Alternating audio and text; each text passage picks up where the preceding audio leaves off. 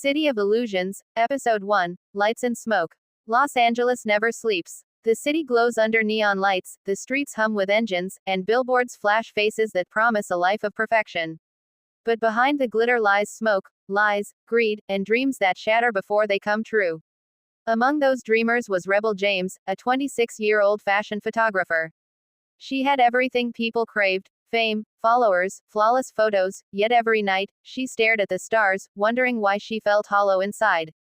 Her mantra was simple: one day, I'll open my own studio, where people will see my art, not just my face. That evening, at a rooftop fashion event near Hollywood Boulevard, Rebel looked radiant in her black jumpsuit. Cameras flashed, influencers laughed, champagne sparkled.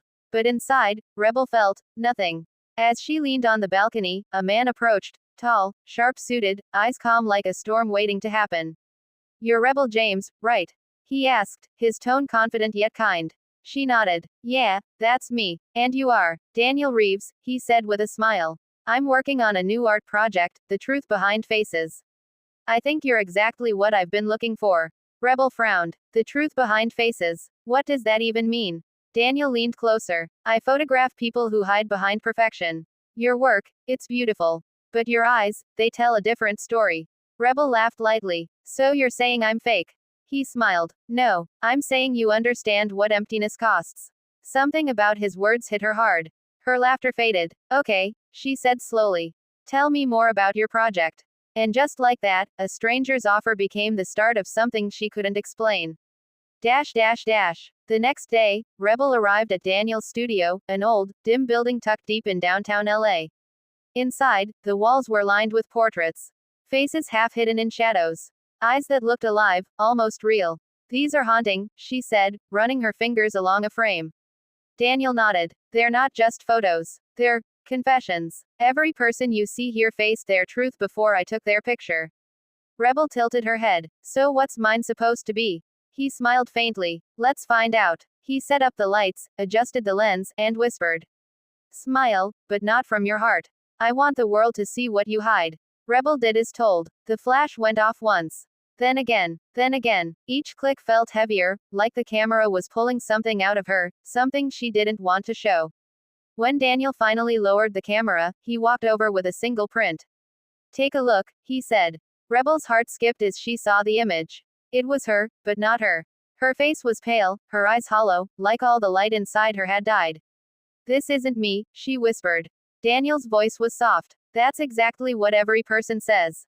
The next morning, Rebel tried calling him. No answer. She went to his studio, locked. The building manager said it had been abandoned for years. Confused, she checked her email later that night.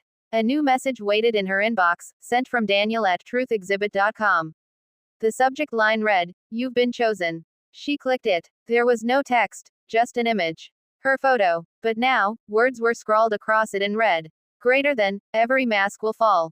Are you ready to see your truth?" Her hands trembled. She slammed her laptop shut.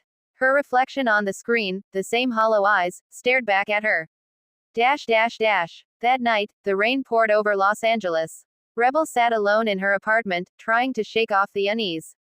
Then, a sound. A soft footstep outside her door. She froze. "Hello," she called out. Silence. She opened the door slowly.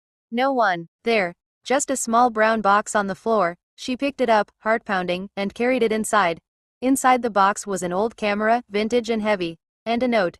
"Greater than, your turn now. Capture someone else's truth. But remember, while you're watching them, someone's watching you."